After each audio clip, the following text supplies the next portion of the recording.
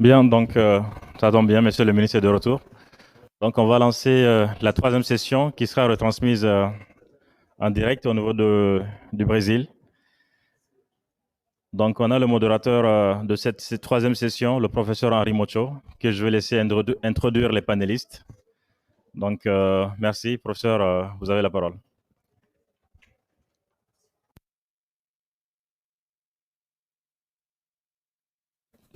Merci de me donner la parole. Nous allons commencer. Nous avons 5 panélistes, à savoir Monsieur Kachela Gaptia, qui est le directeur de la météorologie nationale du Niger. Ensuite, nous avons aussi Monsieur Miko, qui est consultant en gestion des risques au niveau de la Banque mondiale. Et également Stéphane von Grugen, qui est également consultant pour la Banque mondiale pour ce qui concerne l'engagement public-privé et les politiques publiques. Et enfin, nous avons M. Murray Dahl, qui est hydrométéorologue, ainsi que je crois qu'il travaille avec Mme Christine David. Elle est hors. D'accord, donc vous êtes 3 sur la présentation. 2. Et vous, voilà. Donc Christine, elle a sa présentation. Voilà, merci pour la précision. Donc notre session est intitulée Hydromet, qui est un sigle qui signifie hydrologie d'un côté et puis météorologie aussi, je crois. Donc, et en plus, on a un troisième mot-clé, c'est la sécurité alimentaire. Et enfin, le dernier mot-clé, c'est la prévention des inondations, la prévision des inondations. Et on est en plein dedans, parce que ce qu'on a vu ce matin, on arrive à ce niveau. Comment se fait ces prévisions météorologiques, hydrologiques aussi, pour pouvoir prévenir les inondations? Parce qu'on sait que les inondations, surtout dans un pays comme le Sahel, on aime et on affectionne l'eau. Il faut être sahélien pour vraiment aimer et affectionner l'eau. Parce que quand il fait 41 degrés, on se rend compte de l'importance de l'eau.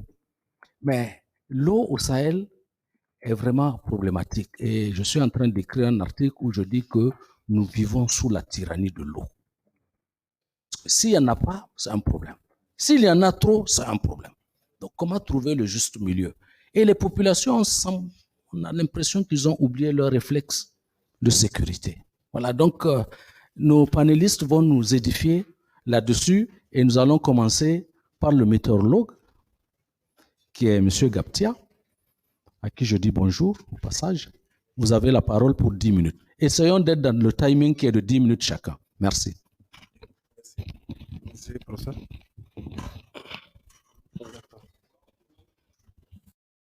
Où est le... C'est ça?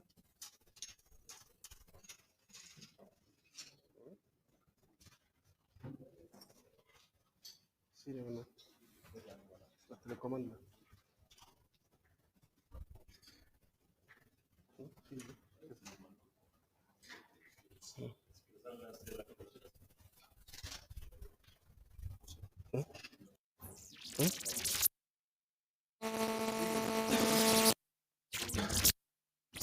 Ça marche?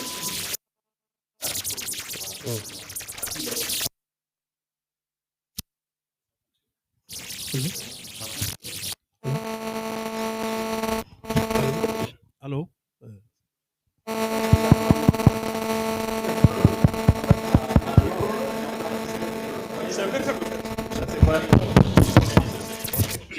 Non, je vais prendre ça. Allô? Ok, c'est bon, je vois que c'est bon. D'accord, bonjour et merci, professeur Mocho. Je remercie aussi l'assistance. Donc, j'ai le plaisir et l'honneur de faire une présentation. Et donc, une présentation sur un exemple d'un système d'alerte précoce sur un cours d'eau au Niger. Donc, c'est à travers le projet ANADIA. ANADIA, c'est adaptation au changement climatique, prévention des catastrophes et développement agricole pour la sécurité alimentaire. Ce projet, on l'a conçu avec les Italiens, et où l'essentiel a été financé donc, par la coopération italienne. Et on a fait 2 phases. La première phase à Tilaberi avec 5 communes, où on s'intéresse à 2 types de risques, le risque de sécheresse et le risque d'inondation. Et ça, on travaillait au niveau communal et au niveau villageois, pour qu'au finish, on développe, n'est-ce pas, des plans de réduction des risques villageois et faire un certain nombre d'outils qu'on donne au niveau de la commune. Alors, la deuxième phase, c'est dans la zone de Dosso, et de 2017 à 2021, où effectivement, on voit, comme on peut le voir, on a conçu ce système à la demande de la conférence. C'est où déjà? Voilà.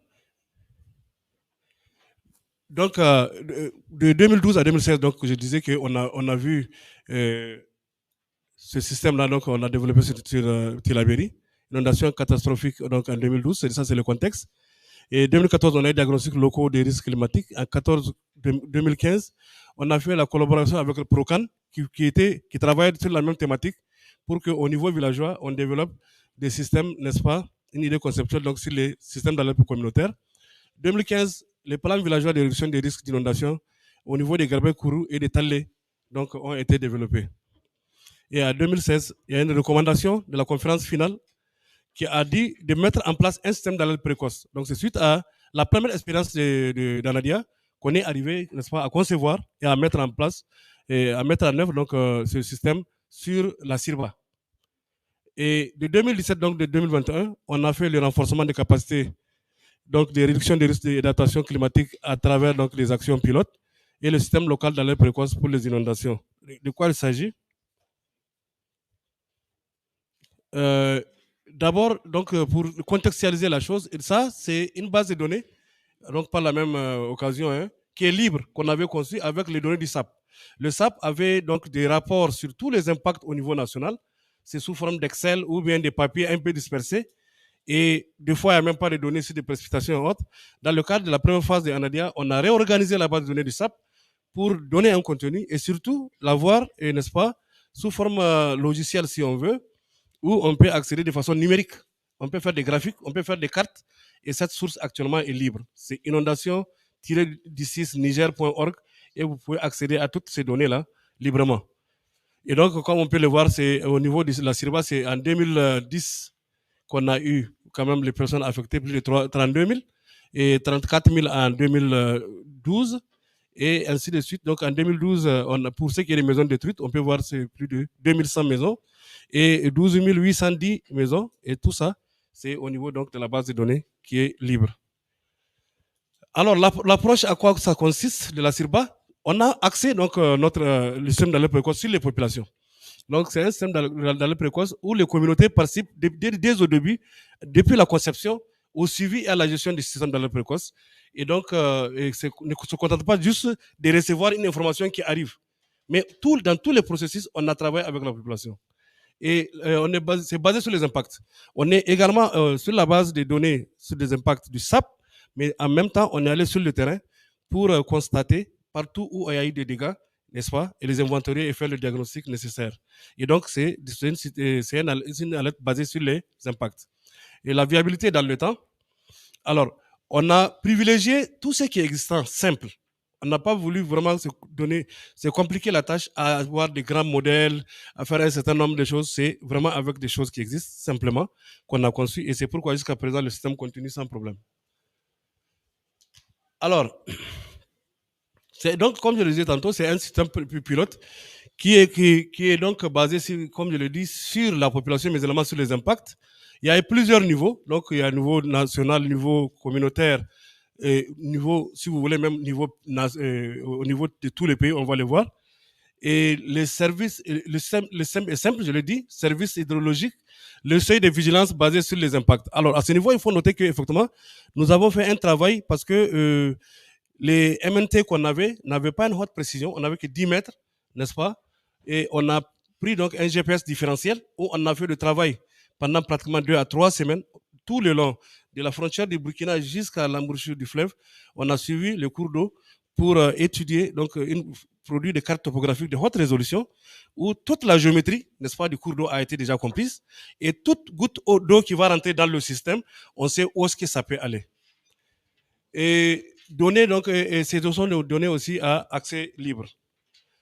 Et en passant, ceux qui ont des portables ou bien des ordinateurs, ils peuvent déjà ouvrir la page salapis-niger.org.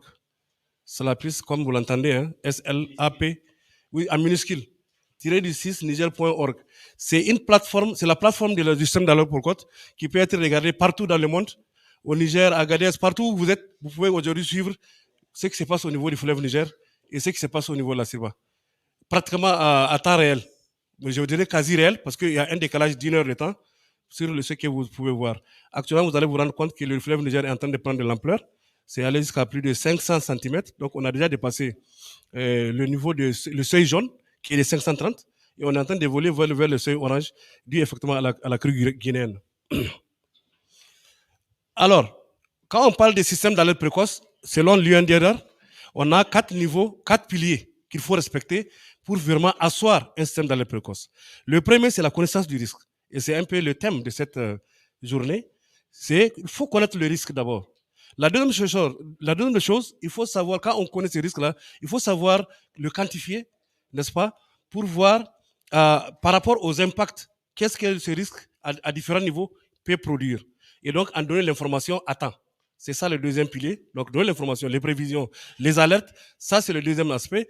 Le troisième pilier, c'est la communication et la dissémination des données.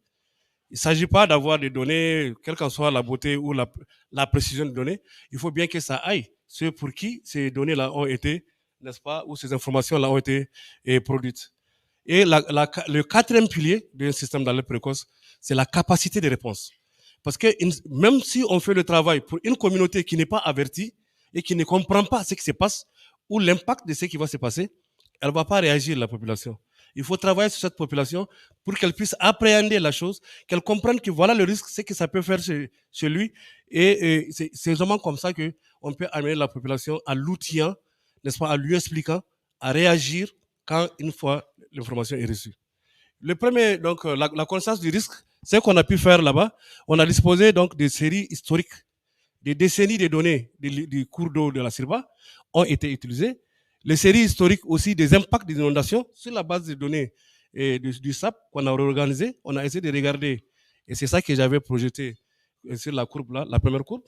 Et on a fait un diagnostic participatif locaux. Donc, avec tous les villages qui étaient le long de la Sirba, on a travaillé ensemble pour pouvoir ensemble déterminer quels sont les problèmes qui sont liés aux inondations, quels sont les impacts et tout le reste. Et on a fait une modélisation hydraulique en tenant compte du travail qu'on a fait du diagnostic et de la carte topographique. On est arrivé à faire un atlas sur le risque de la Sirba. Donc aujourd'hui, on sait partout où on va sur la Sirba, c'est que l'événement et les débits, un débit donné peut engendrer comme impact ou bien comme inondation le long du cours d'eau. Et le suivi, vigilance et alerte. Alors, à ce niveau-là, on a déjà 2 stations hydrométriques. Le premier est à Grabé-Kourou. C'est un peu au milieu du cours d'eau, mais on a acheté un hydromètre. Les hydromètres, ce sont des appareils automatiques qui vous prennent les débits de l'eau et qui vous l'envoient partout où vous êtes de façon automatique, chaque 1 heure. Et donc, l'hydromètre qu'on a payé, on l'a placé juste à l'entrée du Burkina Faso, à Bossé-Bangou. Et donc, tout débit qui rentre avec le modèle hydraulique, on a 1 jour à 2 jours d'avance pour dire à la population, attention, voilà la crue, comment elle va évoluer, et partout où elle va passer, voilà le niveau que ça peut atteindre. D'accord? Et on a, en plus de cela, fait 5 échelles colorées. Parce on maîtrise très bien la géométrie de la Sirba, on a des échelles dans les villages qu'on a mis au niveau vert, jaune, orange, rouge. Et la population, les SCAPRU, le système communautaire d'alerte précoce et des réponses d'urgence là, qui sont placées par le SAP, c'est eux qu'on a utilisés qui suivent ces échelles-là. D'accord? Et donc, c'est la population elle-même qui suit son échelle. Alors, les grands villages, c'est Talé, Grabé-Kourou, Larba Birno, Larba Tulumbo et puis Touré. D'accord. Les prévisions. Maintenant, on a vu les modèles hydrauliques. En fait, ce n'est pas une prévision hydrologique, c'est une prévision hydraulique basée donc sur les connaissances de la géométrie. Mais il faut, pour l'hydrologique, ce sont des modèles plus débits. Donc, on a cherché des modèles qui existent. On a eu le GLOFASS, qui est un modèle européen, qui peut donner 10 jours de prévision, n'est-ce pas, sur le cours d'eau. Et on a voulu travailler sur le HYPE ensemble avec l'Agrimet et l'ABN, mais c'était studieux. Donc, on a pris le modèle tel qu'il est, on les a donc adaptés, si vous voulez, au cours d'eau Sirba. Les premières années, ça n'a pas donné de bons résultats, mais après, on a retravaillé statistiquement pour réadapter ces modèles et commencer à donner des bons résultats. Bon, apparemment, je vais peut-être sauter des choses. Donc, bon, le système, donc, ceux qui sont branchés sur le SLAPIS, ils peuvent le voir. Donc, à travers ce canal-là, la direction de l'hydrologie et la direction de la météo nationale, nous sommes à la source de la plateforme où on peut informer le public à travers des notes, des informations. Et le communauté scientifique, vous allez voir les articles qu'on a eu à produire. On a fait plusieurs publications scientifiques autour de la chose. Et ici, au niveau donc DGPC, MAH, il y a une ligne donc, pour le bulletin de vigilance, les débits, hauteur, cours d'eau, les scénarios de risque. Ça, c'est avec la plateforme. Et nous avons au niveau des maires et des OSV. OSV, ce sont les organisations de suivi des vulnérabilités au niveau communal. Et les observateurs des SLAPIS qui sont organisés sur un groupe WhatsApp ensemble avec nous où chaque jour on interagit et on discute du suivi de la situation. D'accord. La capacité de réponse. Alors, là, ce qu'il faut dire, quand on dit que la population est au courant et tout ça là, je vais commencer peut-être par le dernier, le séminaire itinérant inondation. Chaque année, avant l'installation de la saison, on va dans tous ces villages-là, on les regroupe et on leur donne des petits cours sur ce que le cycle hydrologique, c'est quoi les inondations, d'où ça vient, ce que ça peut faire. Et les échelles qu'on a placées chez eux, on fait à la population, femmes, enfants et tout le monde, hein, les villageois, on dit à tel niveau, ça veut dire quoi? Il va te dire ça va venir jusqu'à mon village, jusqu'à tel niveau. Et c'est comme ça qu'on a travaillé effectivement pour renforcer leur capacité de réponse. Ainsi donc, on a un système aujourd'hui, on n'a pas besoin de parler. C'est eux-mêmes qui savent ce que ça peut donner et ils peuvent prendre leurs mesures sans qu'on leur parle. Alors, pour le peu que le monde scientifique, voilà toutes les publications qu'on pouvait, n'est-ce pas, regarder, qu'on a travaillé sur ce système-là pour vous en inspirer et savoir ce qui s'est réellement passé. Et voilà toute l'équipe, que ce soit au niveau d'Italie, du Niger et les villageois qui sont concernés par ces projets-là. Voilà, merci. Il y a beaucoup d'informations que vous avez voulu véhiculer, mais malheureusement, le temps imparti est tellement limité. Je retiens qu'il faut du matériel, il faut mutualiser 2 grands services, il faut la collecte des données. Après, on peut faire la modélisation et par là, on peut prévoir tout ce qu'on veut, mais à condition d'associer aussi les populations. Merci pour votre brillant exposé. Je vais passer la parole à M. Stéphane von Grugen qui va nous parler du projet Food System Resilience Programme. Merci.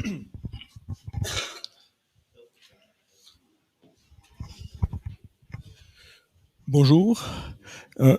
J'attends la présentation.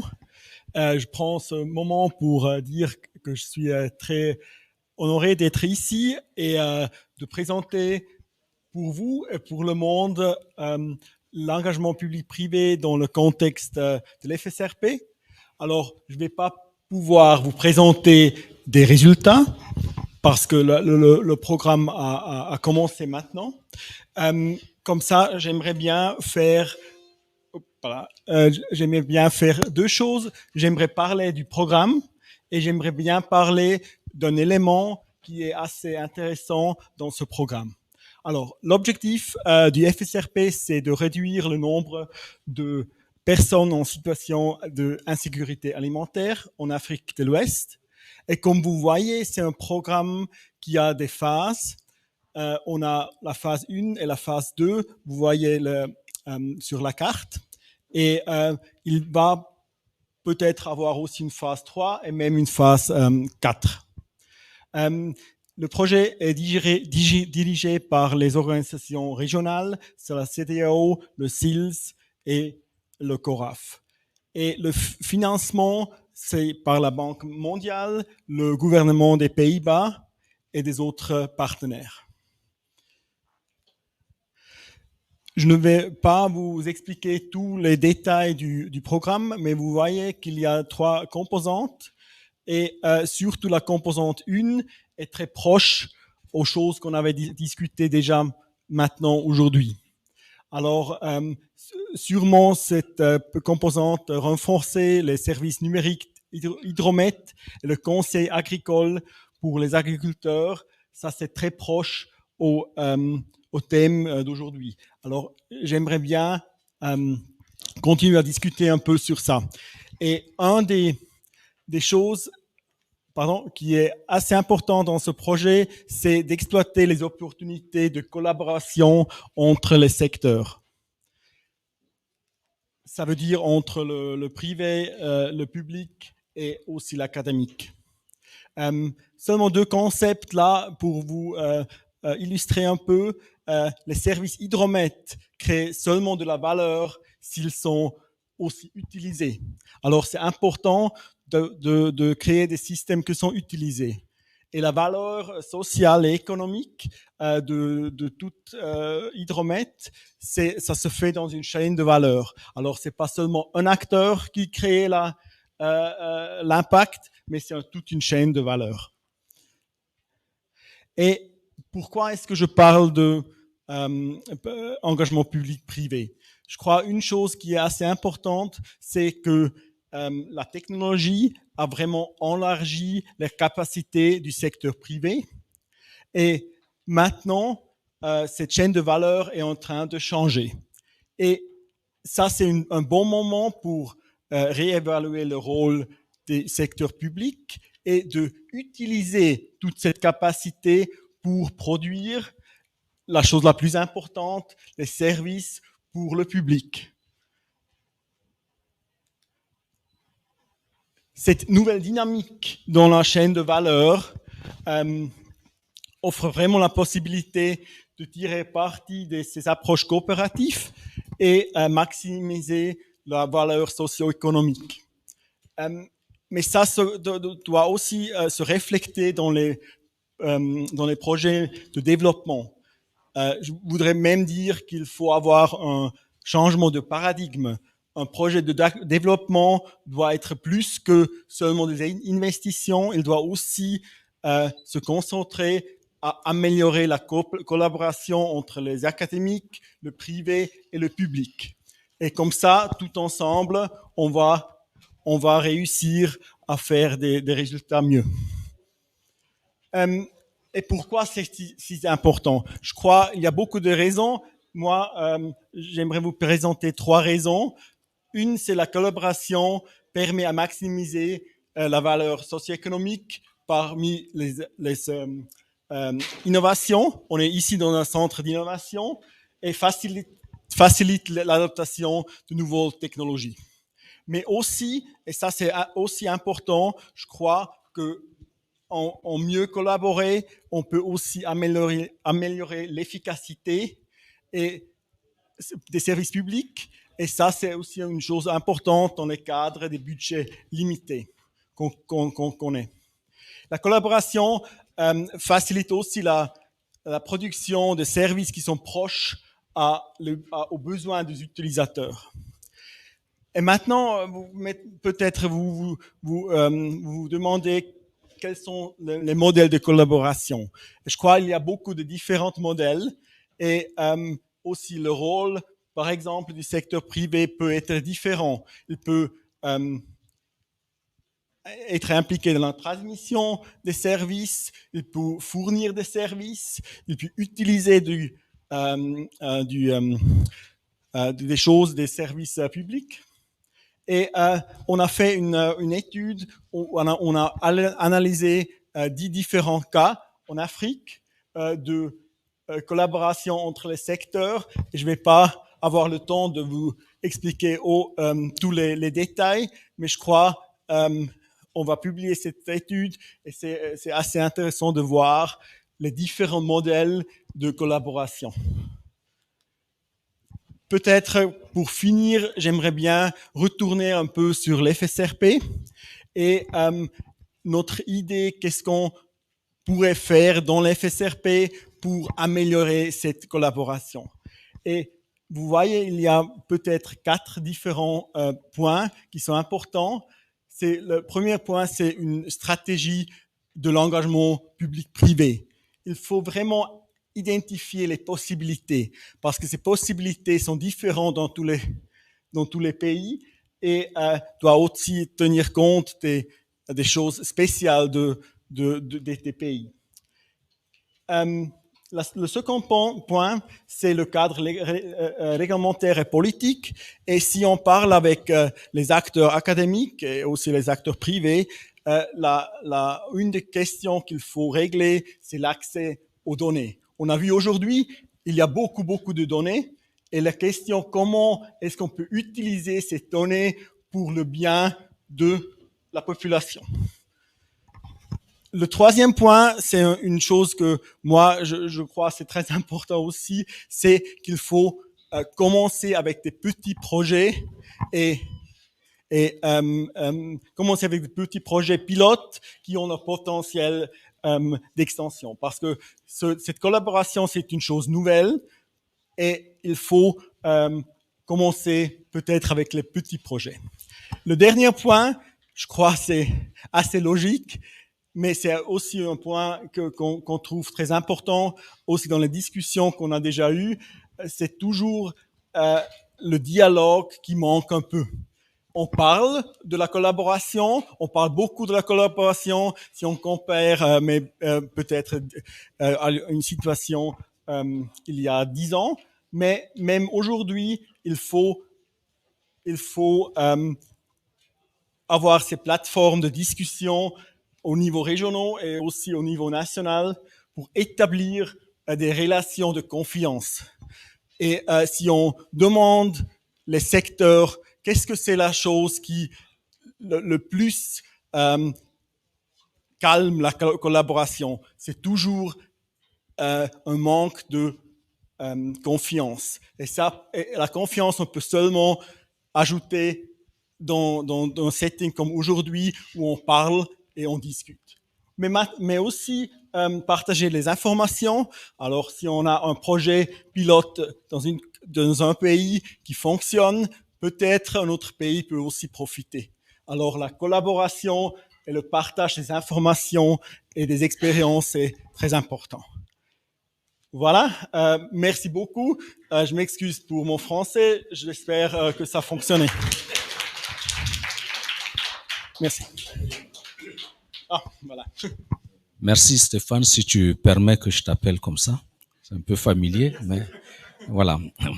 Donc, je résume rapidement. Vous avez voulu nous avez plutôt édifié sur comment réduire le nombre de personnes en situation d'insécurité dans un contexte de changement climatique. Et dont nous tous, depuis ce matin, on voit les contre-coups. Et vous proposez un service qui est Hydromet, qui permet de prendre en compte toutes les chaînes de valeur, mais également une coopération entre le public et le privé. Et parmi ce que j'ai relevé, que vous avez cité, c'est la mise en place d'une plateforme. On a besoin de dialoguer. Dialoguer entre le public d'abord, public. Après maintenant, public-privé, mais également avec les populations. Et je crois que la plateforme que vous proposez vient à point nommé, parce que depuis ce matin, chacun a fait, on a vu ce que Gapti a fait avec le SAP. Et nous, à l'université, nous faisons beaucoup de choses, mais dans notre coin, etc. Donc, c'est le lieu de pouvoir, à la fin, trouver comment mutualiser nos compétences et nos forces. Le pauvre a toujours besoin de l'unité. Parce que si on est unis, on va vaincre même le changement climatique. Merci beaucoup. On va passer au prochain intervenant, qui est M. Ilia.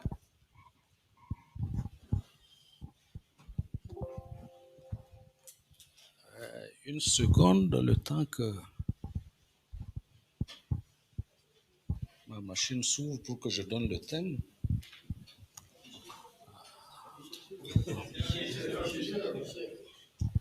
Voilà, donc c'est affiché. Monsieur Ilia va nous entretenir sur la modernisation des services Hydromet et l'alerte rapide centrée sur les populations. Je crois que vous êtes deux intervenants. Voilà, donc je vais vous passer la parole d'abord. Ok, merci professeur.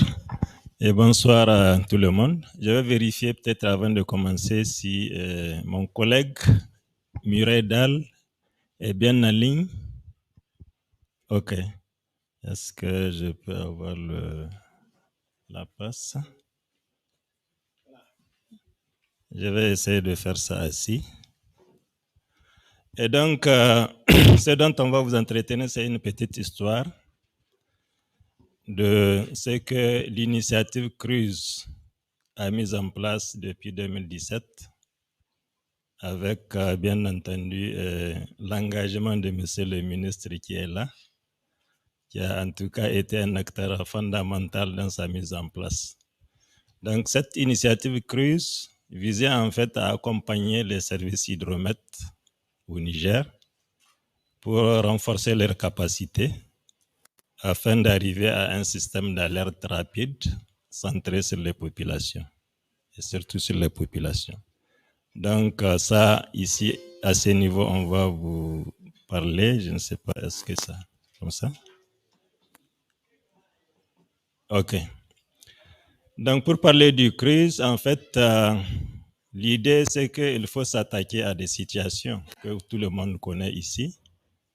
Et le Niger, les événements particulièrement climatiques particulièrement dangereux, avec leur corollaire, l'insécurité alimentaire, les sécheresses, les inondations, etc., avec leurs conséquences aussi sur le système productif. Il faut s'attaquer à cela et aussi surtout avec leur impact sur les populations et leurs biens. Et par rapport à ces impacts, si on regarde depuis un certain temps ce que le Niger a connu, c'est des pertes importantes liées aux sécheresses, liées maintenant ces dernières années aux inondations également. Chaque année, on en vit avec des pertes importantes. Et surtout, ces dernières années, ce qui est le plus frappant et récurrent, c'est les questions des inondations. Et ces inondations-là, la tendance est qu'observée depuis les années 1970, ces dernières années, on a des impacts les plus percutants. On est peut-être passé à quelques milliers dans les années 70. Ce matin, monsieur le ministre parlait de 300, 500 à 600 000 personnes qui sont impactées chaque année par les inondations. Donc, il faut faire quelque chose. Et entre autres choses, effectivement, il faut aller dans le sens d'informer les populations. Il faut alerter. Et pour alerter les populations, il faut avoir un dispositif technique structuré qui soit capable effectivement de produire les informations, les traduire en informations et les donner acquis de droit. Donc c'est ce travail que un certain nombre d'organisations se sont réunies à l'origine en 2016-2017, notamment la Banque mondiale, l'OMM, la Banque africaine de développement et bien d'autres. Tout à l'heure, Kachalou parlait de ce que les Italiens ont fait dans ce domaine-là. En tout cas, un certain nombre d'énergies mobilisées dans le but de moderniser les services hydromètres, renforcer leurs capacités. Et ce renforcement des capacités a touché particulièrement 3 domaines. Organisationnel, infrastructurel et puis structurel. Chacune de ces institutions que j'ai évoquées ici, la Banque mondiale, l'OMM, la Banque africaine de développement, ont véritablement investi dans ces domaines de renforcement des capacités et des structures hydromètres, et bien entendu des structures associées aussi, qui travaillent avec les structures hydromètres et qui, en tout cas, mis en place un exemple qui est cité tout à l'heure, qui a été expliqué par le directeur national de la météorologie, ce qui est fait dans le cadre du SLAPIS.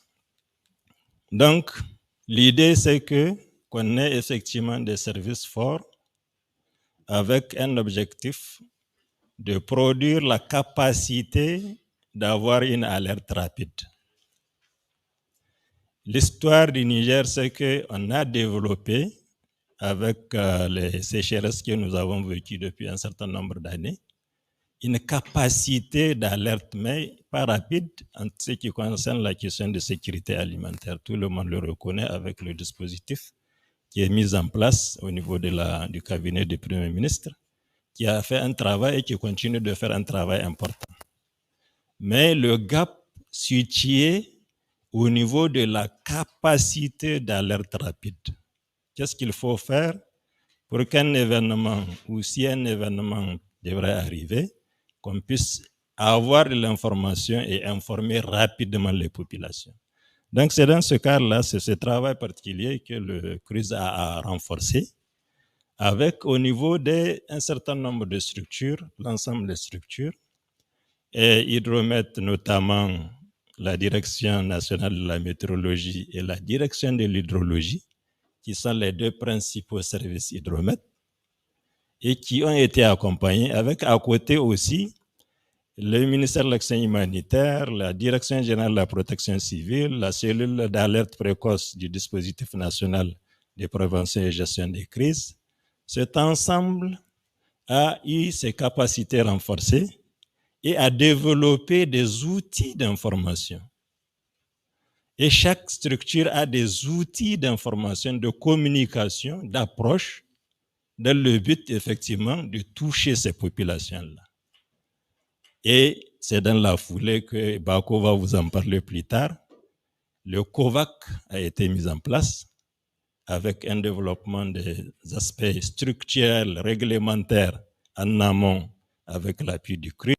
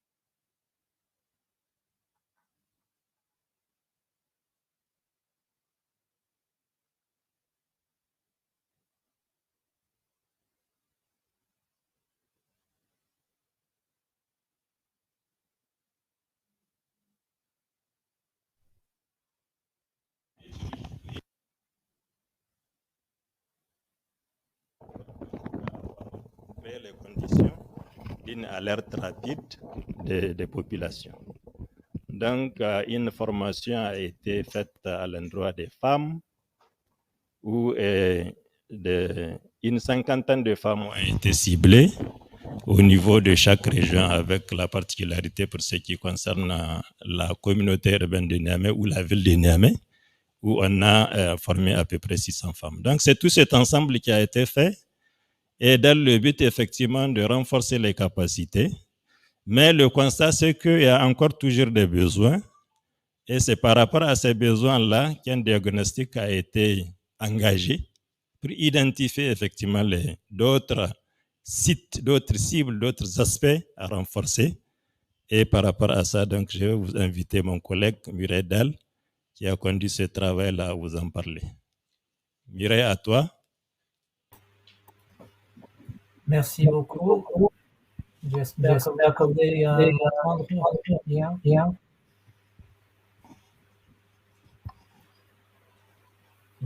Peut-être vous pouvez avancer les diapositives.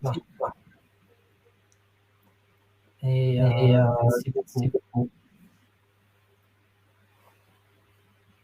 Moi, j'étais le chef de projet d'une équipe de GBA. Nous sommes une compagnie de consultation qui font des projets avec la Banque mondiale concernant les gestions de risques et particulièrement les risques d'inondation. Alors, merci. Nous avons fait un projet de 12 mois.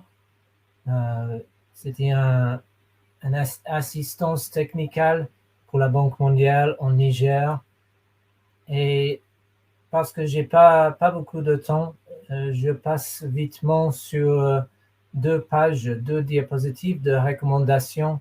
Alors, si vous pouvez mettre la première, s'il vous plaît. Oui, c'est ça, merci.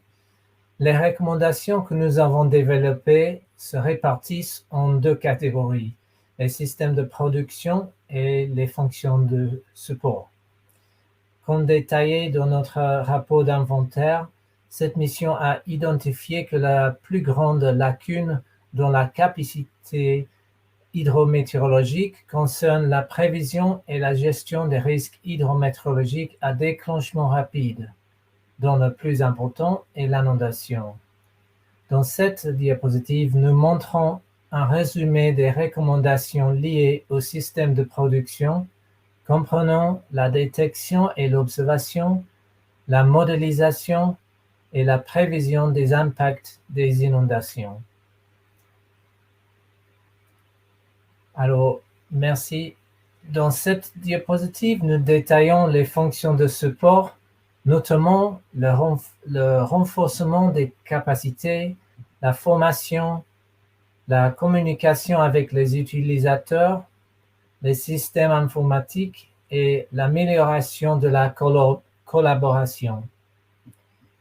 Il y a plus de détails sur toutes ces recommandations dans nos rapports de projet. Alors, merci beaucoup et s'il y a des questions, je suis là pour les répondre. Merci.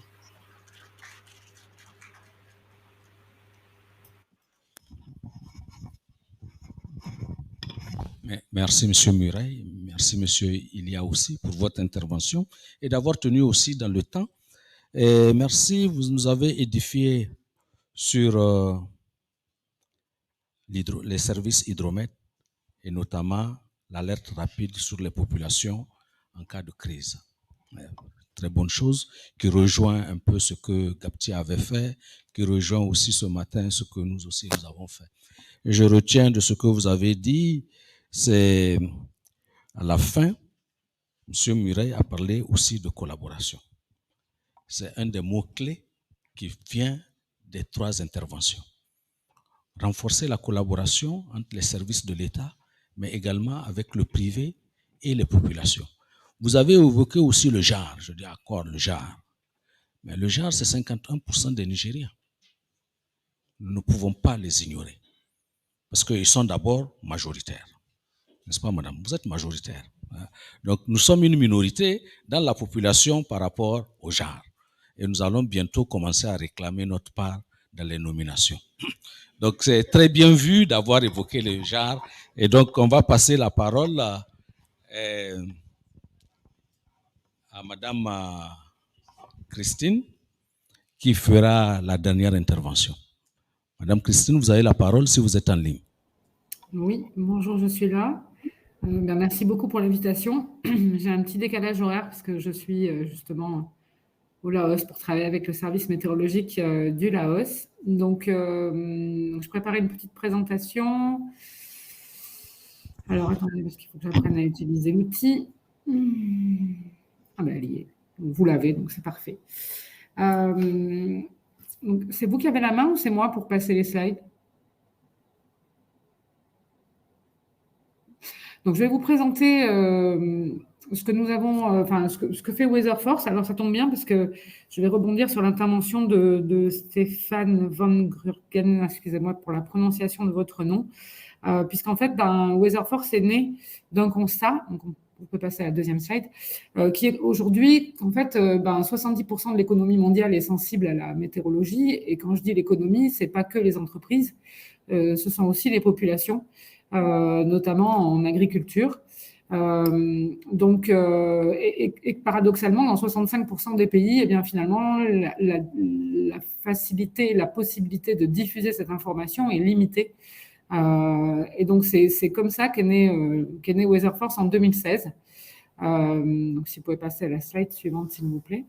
Avec comme métier, non, celle juste avant, avec comme métier justement de délivrer de l'intelligence météorologique qui soit facile à être utilisée et qui soit actionnable partout dans le monde. Alors, pour faire ça, on travaille justement, on collabore avec les institutions météorologiques nationales pour pouvoir co-développer avec eux des solutions qui vont soit pouvoir adresser des entreprises locales et nous permettre de faire du commerce avec eux, soit de développer des applications et des plateformes ou des solutions qui vont pouvoir adresser les institutions locales et le public. Pour ce faire, nous avons un partenariat avec l'Organisation météorologique mondiale, un accord qui nous a légitimés comme tiers de confiance, puisque nous avons travaillé sur plusieurs projets avec l'OMM, notamment au Sahel, sur un projet CRUISE, mais aussi sur d'autres pays. Et donc, cet accord-là relève le fait que nous sommes capables de renforcer les acteurs institutionnels locaux pour promouvoir en fait une collaboration pérenne et un développement pérenne entre eux. Donc, si vous pouvez rester juste sur la précédente, parce que les 4 points clés sont assez importants. Donc, en fait, on assiste les institutions météorologiques nationales pour pouvoir délivrer des services, des solutions qui soient utiles pour leur population. Et on crée avec eux un modèle économique récurrent qui permet de maintenir l'ensemble de ces solutions de façon sur le long terme, en fait, et de travailler avec eux sur le long terme. Et donc voilà, on peut passer à la suivante. Ce qui est important dans ce qu'on propose, donc ce qu'on appelle nous un écosystème météorologique, c'est qu'on travaille non seulement avec des institutions météorologiques nationales, mais on a aussi des partenariats avec des institutions de recherche, des universités, et puis même des sociétés privées, en fait, ou des startups qui peuvent prendre le relais sur la mise à disposition de cette information localement. C'est ce qu'on fait, par exemple, en ce moment au Vietnam, avec un partenaire local qui en plus de l'institution météorologique nationale, s'occupe de mettre en place les tuyaux pour que l'information, elle aille directement vers l'utilisateur dans son champ, par exemple, pour les agriculteurs. Donc, je vais vous présenter quelques cas pratiques et quelques cas qu'on a développés ou qui sont en cours de développement, puisque ce qu'on apporte aussi dans le berceau, enfin dans l'écosystème, c'est aussi les résultats de nos programmes de recherche et de développement qu'on a en cours avec certains laboratoires. Donc, par exemple, on a un gros travail sur du downscaling, donc ce qui est de la descente d'échelle. Donc ça, c'est un travail qu'on mène en interne depuis plusieurs années sur la base d'adaptation statistique et de travaux un peu avec nos data scientists pour pouvoir réduire l'échelle et particulièrement sur la pluie, sur la prévision de la pluie. Alors, je ne suis pas la plus douée puisque c'est plutôt Pascal Manzac chez nous qui s'occupe de ça. Si vous pouvez passer du coup sur la suivante. Donc voilà, donc ça c'est un produit qu'on travaille avec l'IRD sur la base de leur produit Raincell pour améliorer effectivement les produits de prévision de pluie. Donc on a une thèse en cours en ce moment qui utilise plusieurs types de données, plusieurs sources de données, qui fait de l'hybridation de données pour pouvoir améliorer la prévision immédiate de pluie dans le cas où on n'a pas de radar, notamment avec l'utilisation de données satellites. Et ça, c'est ce qu'on fait actuellement avec l'université au Vietnam, l'USTH, qui est un challenge qui a été financé par le CNES, justement pour aller un peu plus loin sur ce qu'on fait sur le plateau des Guyanes avec l'IRD. C'est justement d'aller plus loin sur l'hybridation des données, d'intégrer non pas juste 2 sources de données, radar et satellite, mais d'intégrer aussi des données, on va dire, plus hétérogènes et et différentes pour pouvoir améliorer encore ces produits de pluie. Et alors, un autre cas d'usage qui là n'est plus R&D, mais qui est plutôt un cas d'usage justement de co-développement d'une solution à destination des populations pour les alerter en temps et en heure des variations météorologiques et climatiques. C'est ce que nous avons fait avec le Mali, avec donc Mali Météo, pour une application qui s'appelle Mali Crop. Alors, quand je dis application, vous pouvez passer. En fait, au-delà d'une application, c'est aussi la méthode de diffusion de l'information, puisque en fait, il a été décidé d'utiliser des radios locales en fait pour diffuser l'information. Si vous pouvez passer à la slide suivante, s'il vous plaît. Donc voilà. Donc en fait, c'est un projet qui a été financé par l'UNIDO dans le cadre de notre participation au CTCN, avec comme institution météorologique locale Mali Météo, comme je l'ai dit, et dans les utilisateurs finaux, des agriculteurs et en particulier des femmes qui sont celles qui réceptionnent en fait l'information au travers de la diffusion via la radio. Donc Weatherforce a implémenté cette solution-là sur une région au Mali pour justement prévenir les populations locales de l'apparition de la pluie et des précipitations dans les 10 prochains jours, avec plusieurs niveaux d'information sur ce risque-là. Voilà, je vous remercie.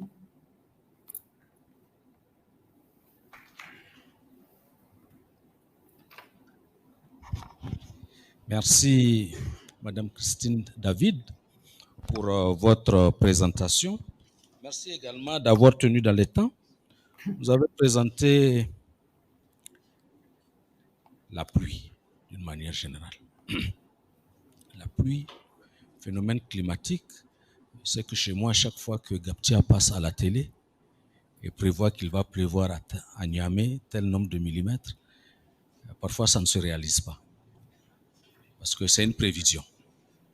Eh bien, c'est une prévision. Il n'a pas dit faux, c'est une prévision et une prévision peut ne pas arriver. Donc, c'est le modèle mathématique. Mais il y a beaucoup d'équipes qui sont en train de travailler dans la mission Mousson, dont elle a eu à parler tout à l'heure. On est en train d'affiner nos données dans notre espace pour pouvoir avoir des données beaucoup plus claires. Et elle montre aussi que la pluie, parfois, il pleut à Taladji à l'aéroport, mais ceux qui sont au plateau ne voient pas la pluie. Parce que c'est l'espace aussi, la direction du vent, la hauteur, etc. Il y a beaucoup de paramètres qui rentrent en ligne de compte. Mais également, ces prévisions nous permettent aussi de savoir est-ce que les récoltes seront bonnes. Trop de pluie, pas de récolte. Peu de pluie également. Mais aussi leur répartition. Si on fait 20 jours sans pluie, il y a un problème. Si vers la fin, à la récolte, il pleut trop, également un problème. Donc, maîtriser cela est nécessaire et mutualiser nos forces nous permet de prévoir et aussi d'apporter des solutions rapides à nos populations.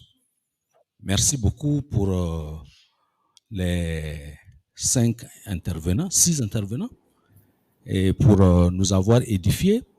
Je ne sais pas, maître de cérémonie, nous passons aux questions directement ou on enchaîne avec la session sur...